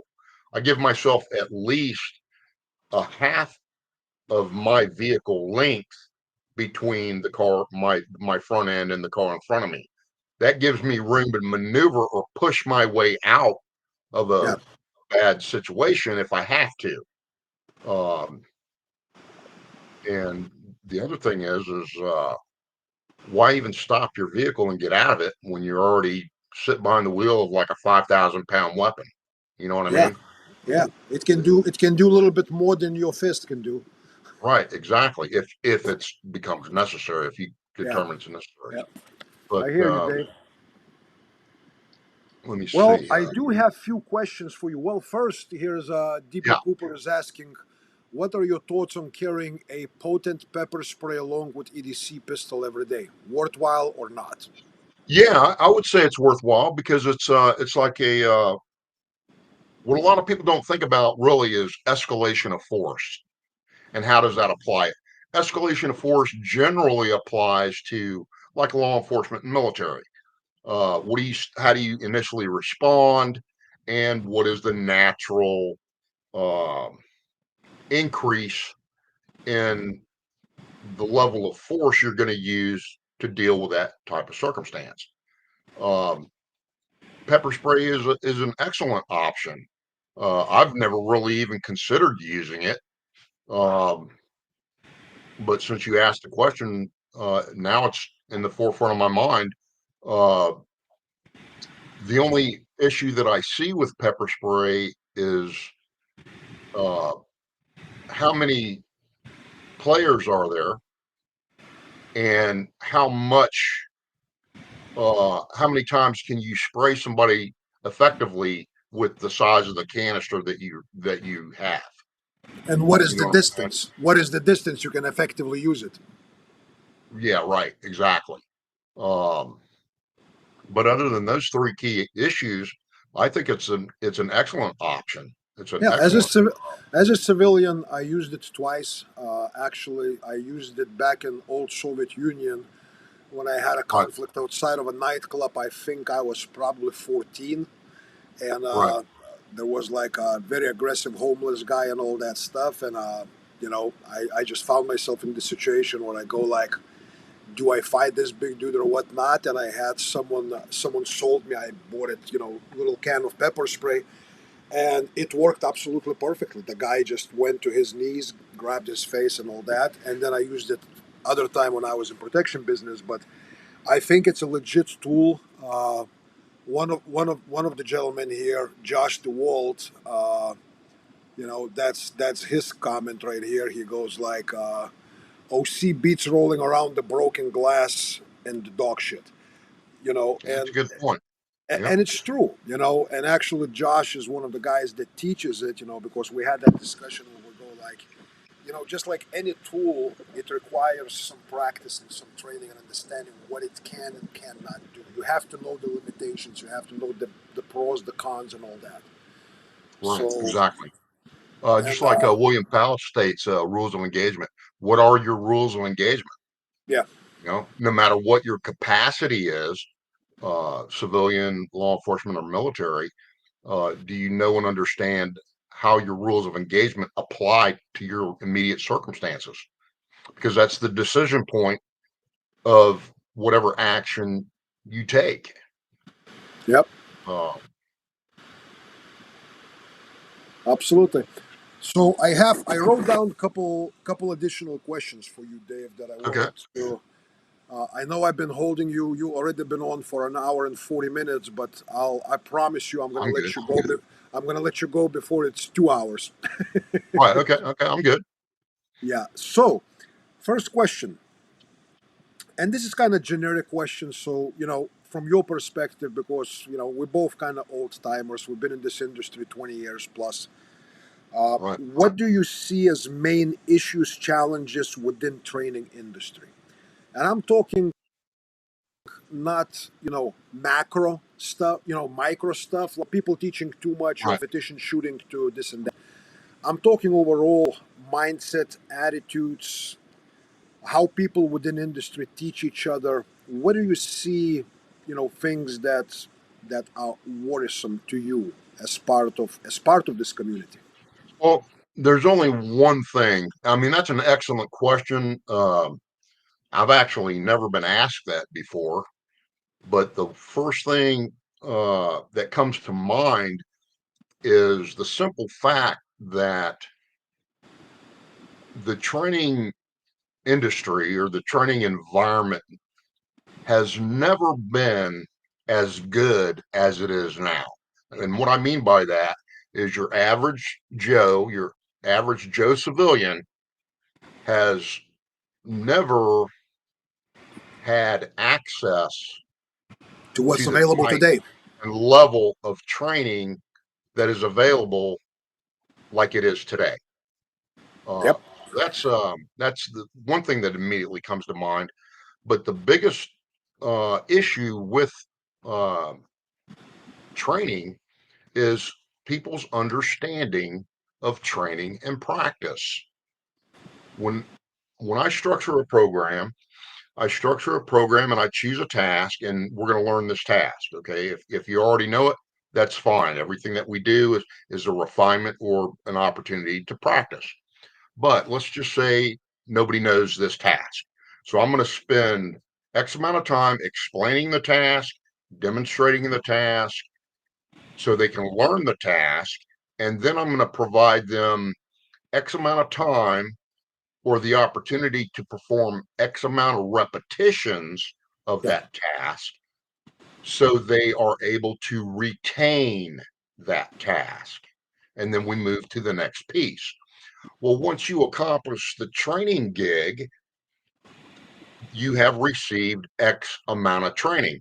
Now, the responsibility is on the individual to practice what you just learned. Okay. And Yeah. that's the disconnect. People don't really understand the simple fact that, yeah, training gigs are expensive by the where based on where you're at and uh, food, lodging, transportation, the actual training fee, ammunition. Uh, it can turn into a serious outing, so to Yes. speak. Yes. But it's a one-time thing, over the course of a 2 or 3 day or a week long gig, whatever you signed up for and invested your time, energy, and resources into. But then what do you do to practice what you learned? How do you approach that? Practicing is much more time consuming and expensive than a single training gig ever will be Yeah. because you have to almost structure uh, that practice opportunity into your daily life cycle. And nobody has the same uh, uh, not everybody does the same thing or is involved, has the same type of life. A lot of people simply can't afford or make the time to practice in a But would manner you and say, Dave, way. then becomes a student's responsibility to figure it out, right? You can say Exactly. you don't have time, but then I go like, I submit to you that for $70 you can buy a blue training gun, and you can spend an hour or 30 minutes each day of just drawing, presenting, and switching hands. Right, but see, Everybody can do that in their living room. therein lies the issue.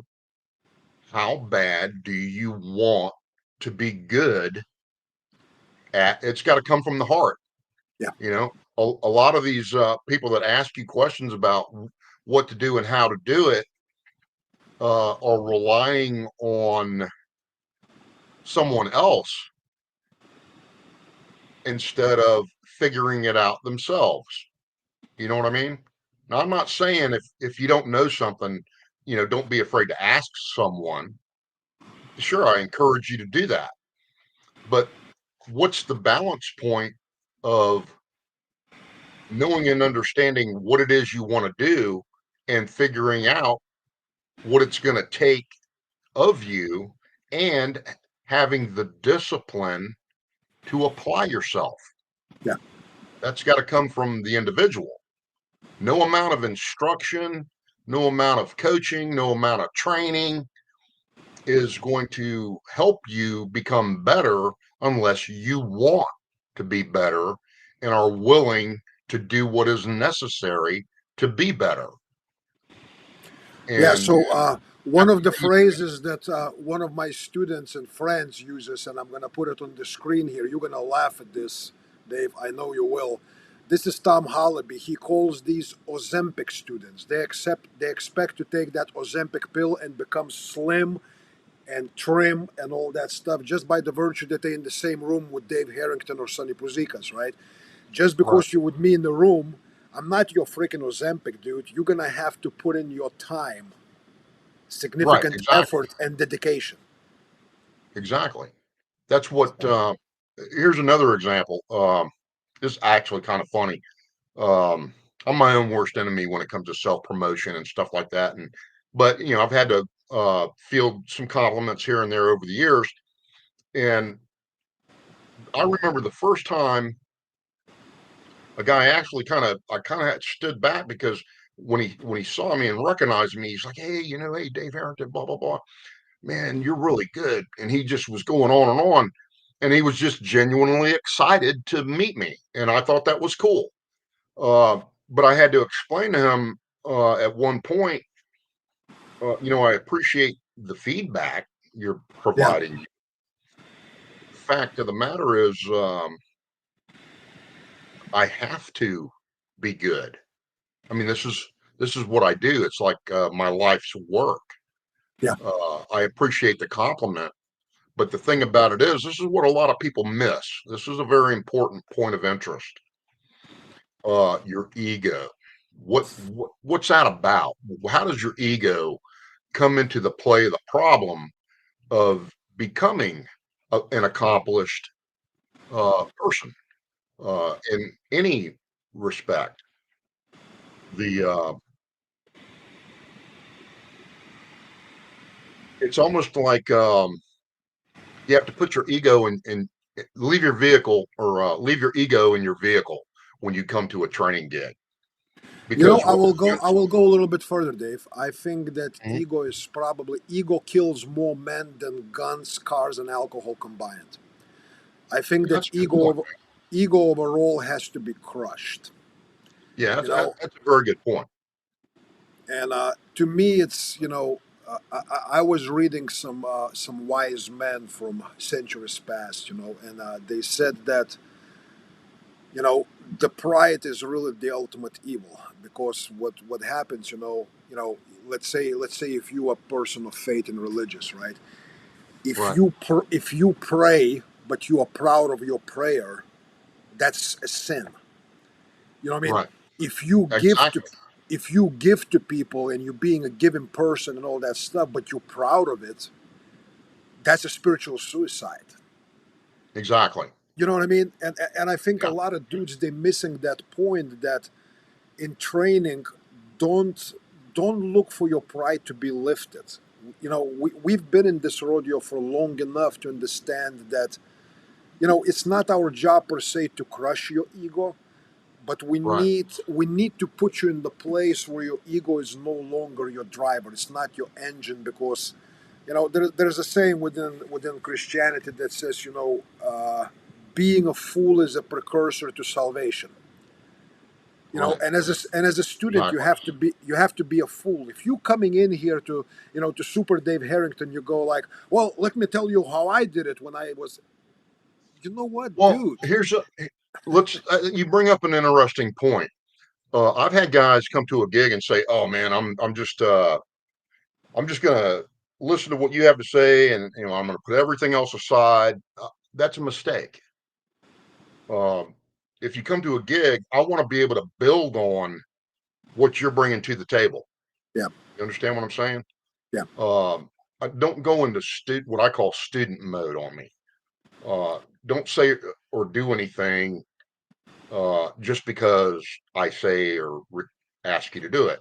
If you already know something, we'll just apply it or share it, but don't come in and just go blank so you can listen to what I have to say. As far as I'm concerned, if you come to a gig and there's something that I put out that you don't agree with, you should clearly state that and why you don't agree with it. And then that becomes a point of discussion Yeah. because I may be coming at a problem or solving a problem from a different perspective that you're unaccustomed to. Well, that doesn't make it wrong. Yeah. It just makes it a different perspective. Looking Yeah. at, Vantage point. yeah, we can solve the same problem from different directions. Yep. And a lot of people don't understand that. But I would rather build on what you're bringing to the table. And you bring up another interesting point. Um, This newest material I've been working on, the biggest difficulty I'm having with it is I'm to the point where I want to start documenting it, but I can speak to it easily and freely, but from a organization standpoint, I haven't organized it or prioritized it in a manner in which I can begin to document it Yeah, because there are so many moving parts to it. But the fact of the matter is what I've been considering or what I'm considering on doing is taking some of the key points or the most important points of interest that I naturally cover and put emphasis on over the course of a program and distill those things down. And, like, just for example, for the sake of conversation, take the first hour of a gig and explain to people what it is they need to do and how to do it and when to do it in order to support or shorten their learning curve, expose them to the things that they need to be doing in order to become self-aware. And then once they become self-aware, how to expand on that. It was just like the question that guy asked earlier yeah. about, in respect of this, that, and the other thing over there, what percentage of this should I be doing when I'm doing technical and tactical stuff? Well, the answer is 100% of the time. You know, you have to, everything's important and everything matters, but you are the individual that has to decide how that applies to what you're doing based on your decision of why you're even doing it in the first place. What's the How do you You know, prioritize it? that's what's interesting, Dave. That we have been speaking to each other for a number of years now, intermittently here and there, and I finished writing my first book, and it's called "Don't Be a Shitty Student," and it's actually Right, a 200-page book dedicated to how to be teachable, how to be a good student. So as soon right. as it's printed out, I'm going to send you a copy, and Very cool. hopefully, Much appreciated.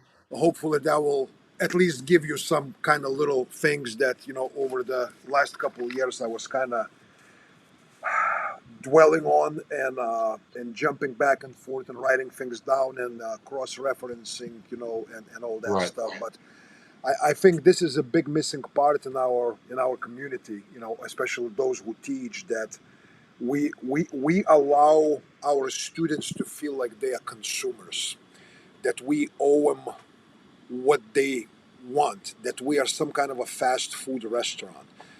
I think part of us being instructors and mentors and teachers is helping students to become better students, how they can become more teachable. That way, things that we possess, that we learned our lifetime, or what we do, right, we can pass on and we can see that thing become actionable, where it's not just, theoretical knowledge where people go like, yeah, I spent 2 hours with Dave Harrington and here's what I can tell you. Show me, right? And that takes a good right. student. That takes a good student. Dig this, man. You brought up an interesting point. Um, how does a trainer, no matter what you're doing, we just happen to be involved in the gun thing, but as a professional trainer, if you're going to consider yourself a professional trainer, I see my primary responsibility, of course, because we're doing the firearms thing, is and safety in all its respects, in respect to how you apply it based on what you're doing and how you're doing it. But my second primary goal is to help that person through training become self-aware, because until I enable that person to become self-aware and understand the importance of becoming self-aware, their ability to learn is going to be limited.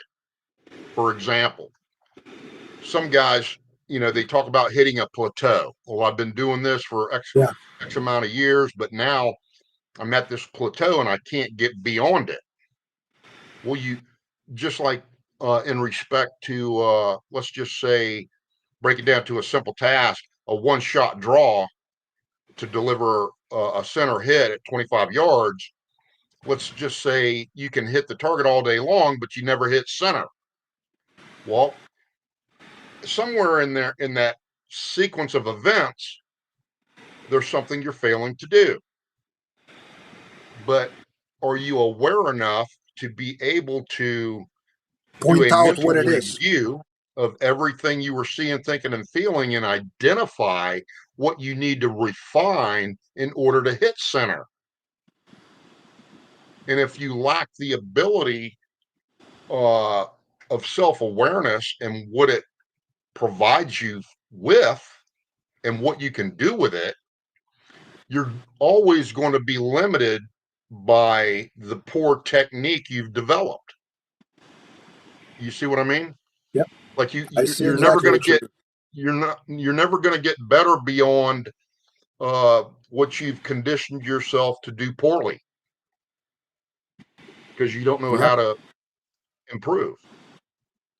Yeah, and But I being think a lot of people self-aware, in this, sorry, but a lot of people in our field, I it's think okay. this is where it's Mhm. missing, is that they don't realize that some of the habits that they possess and develop over the years are not necessarily positive things that they have. They enjoy doing it, but they haven't reflected on. You go like, I just need to work more on being accurate. Being accurate, dude, is a very, very big thing. It's a macro. Right, Being accurate right, involves a lot of small details. You have to break it down into bite-sized pieces. What does it involve? right. I'll give you another simple example. Um, if I walk up normally to someone and I just ask them, "Hey, man, what you got going on?" And the worst possible answer in the world, "I don't know." And I'm kind of like, "Whoa, dude. Uh, let's talk about that for a second, okay?" Uh, we're obviously here working with guns. You're standing here and working with a implement that can seriously injure or kill yourself or somebody else, including me. And I simply walk up and ask you, "What are you doing? What do you got going on?" And you don't know. Well, and under these circumstances, why should I allow you to continue to participate if you don't know what you're doing with a deadly weapon in your hands? Yeah. That's one way of looking at it. But the primary point I'm trying to make is, one, my first evaluation is that individual not aware of what he's doing, and can he be safe? But why is he not paying attention to what he's doing? Why can't this person not describe to me what he has actively been doing, in the last 30, 45 seconds? You know what I mean? And I It think tells me that, don't you think, Dave, partially is that a lot of people, even during classes, when you as an instructor walk up to them, they are actually idle. They're not observing. They're really doing nothing. And thus their answer is, sometimes it's an honest answer. I don't know what the fuck I'm doing. I'm just here. And right. and But that's you the know, whole point I'm trying to make. yeah, Nobody has ever, to throw those guys a bone in respect to that. It may just become clearly obvious that nobody has ever pointed these things out to them, or yeah, how, what's important and what they should be doing yeah. and when they should be doing it. They don't understand it. So when I get that "I don't know" answer, it's like, whoa, man, this dude, there's a lot of things this guy doesn't understand. Yeah. And Yeah, like you've I got said, we need to to, talk. right. That's a perfect example that supports my decision, from a totally unexpected, but you just supported my decision to kind of distill all these key points that I naturally put out over the course of a program and take at least an hour to speak to them right up front. These are the most important things that you need to learn and be able to do 100% of the time from like here on out. It doesn't just apply to what we're doing here. It will help you, but it's putting emphasis on the ability of an individual, give them what they need to know and understand what it is they need to be able to do to become self aware in support of being able to self critique to improve. There you go. I think that's pretty huge. You know what I No, mean? I think it's fundamental. It's absolutely imperative and fundamental. You know, because Right, you can be the best instructor in the world, you can have absolutely best material in the world, but if you are in front of a shitty student, you know what I mean? right, It's like in a swamp. It just disappears. You know, your day right, is gone. Your effort is leaves no imprint. No one benefits, and there's nothingness. You know what I mean? It's right. depressing. Exactly. It's depressing. Yeah, So I applaud you for for kind of heading in the direction that you think that it would be more than a good service to spend first hour of each class that you teach to kind of telling people that, look, dude, this is how you can learn better. right. No, Because it's all it's about your visual input, how you collect information, mhm. how you prioritize the information. How do you solve the problem that's presented? Thinking on your feet. There's so many different aspects Yeah, of absolutely, absolutely. or benefit. Listen, Dave, I kept you on for 2 hours, and I tell you one thing that I think we need another 2 hours, but I think we'll do a separate episode instead of Yeah, no extending this. worries, man. I didn't even think it was that long. I just Yeah, enjoyed myself, man. we've been on for Yeah. 2 hours and 3 minutes, and again, Wow. guys, for those of you who don't know, me and Dave have spoken on the phone on more than one occasion. And actually, our last conversation was the shortest one ever, and I clocked it in at 55 minutes.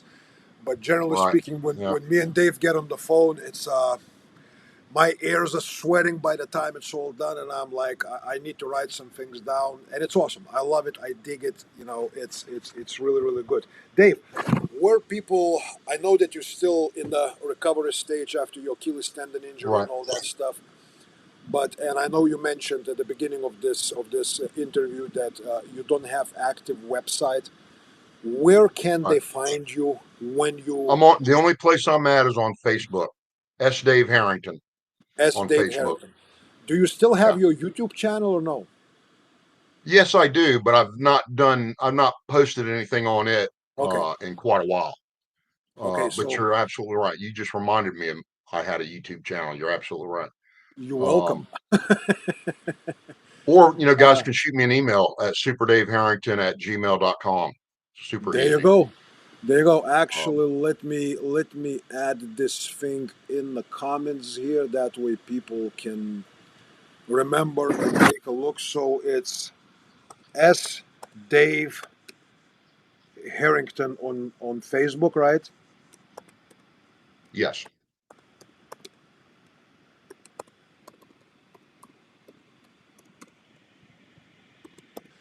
And your email is superdaveharrington@gmail.com. correct. All right. So, folks, if you want to reach out to Dave and and discuss maybe some future training when Dave is gets over his Achilles tendon thing and he decides to step back on the rocks and start doing what he's good at doing, reach out. You know, I can't make any predictions or whatnot, but I'm sure we will be talking often because I'm gonna want you to have you back on this in not too distant future because I have still quite a few questions I want to ask you, and I think I don't Okay. want to do it private me and you because I think people benefit from it greatly. I think they do. Understood. Yeah, And I think it would be understood. awesome for this to be a publicly available information because it's of great value. So, Appreciate that. Dave, I really appreciate you being here, man. I appreciate you spending time. It's good to reconnect with you the other Yeah, I day appreciate the and opportunity, talk man. I've about it. enjoyed it. And Enjoyed it. Enjoy our friendship. everybody, go follow Super Dave on his Facebook as Dave Harrington on Facebook. Give some love to his YouTube channel, although he hasn't put nothing much there lately. But even from the older material, there's some things there that I submit to you.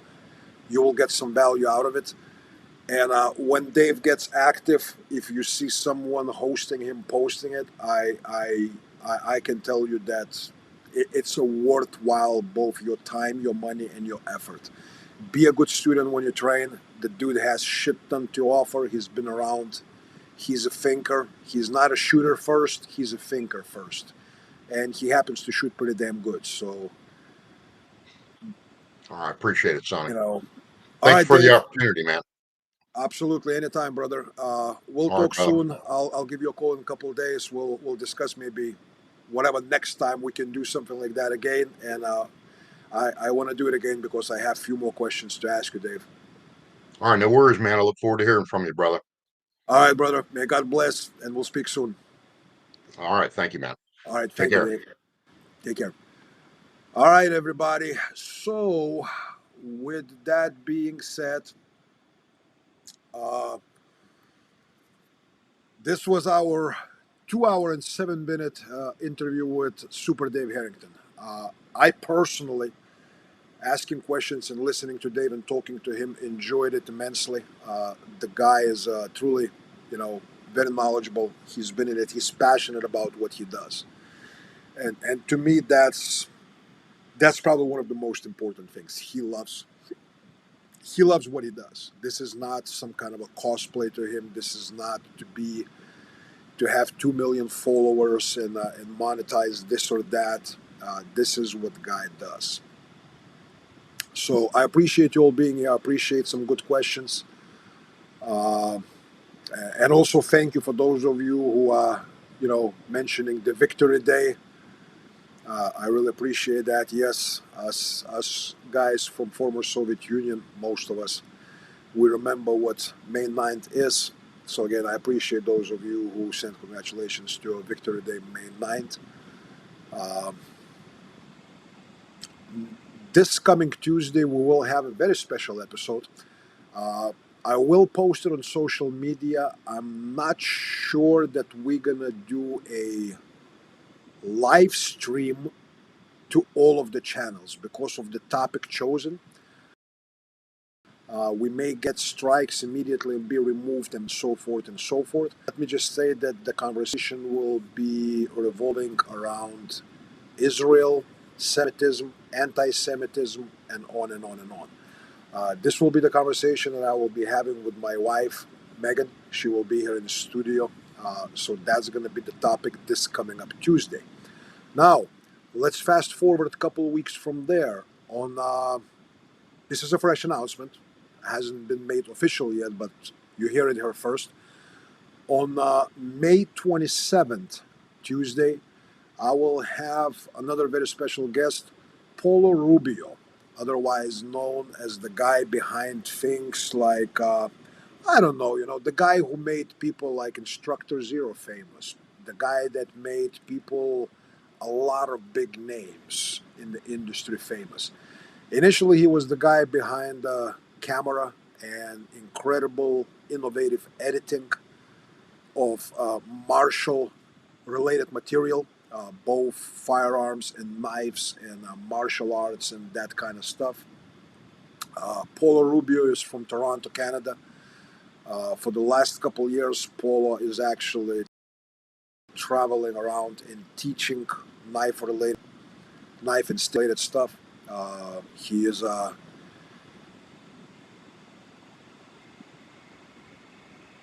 So, John Kranz, as far as your question, where is your private stuff other than YouTube? So, I will be putting some information out before this coming Tuesday. Those of you who don't have access to things like Rumble, X, things that will not be, harsh and in a sense that can me and ban me and put me in jail and all that stuff. We will be live streaming to those channels, but I'm suspecting that the way YouTube and possibly Facebook is, that some of the things we may be discussing and certain things mentioned may trigger certain algorithms. So I'm just saying. But that's for next Tuesday. It's going to be interesting. It's certainly not going to be training related. It's more geopolitical, spiritual, and a little bit of everything else as it relates to what's going on in Middle East and what's been going on in Middle East since many years ago. After that, 2 Tuesdays, I will have regular Tuesday live streams, and then on the 27th, as I said, Rubio will be here. Not here, but we will do it virtually from wherever he's going to be at that point, and we're probably going to have another long conversation that's going to be training related. I appreciate you all being here. Sonny Puzikas with Let Us Attend episode 18. We had Super Dave Harrington as our special guest today. Spread the word, share the video. I think this had a lot of information that a lot of people would benefit from. So share the video, let people know that Super Dave was spitting out some knowledge and wisdom. And I hope to see you this coming Tuesday. And thank you for being here. Sonny Puzikas here. May God bless.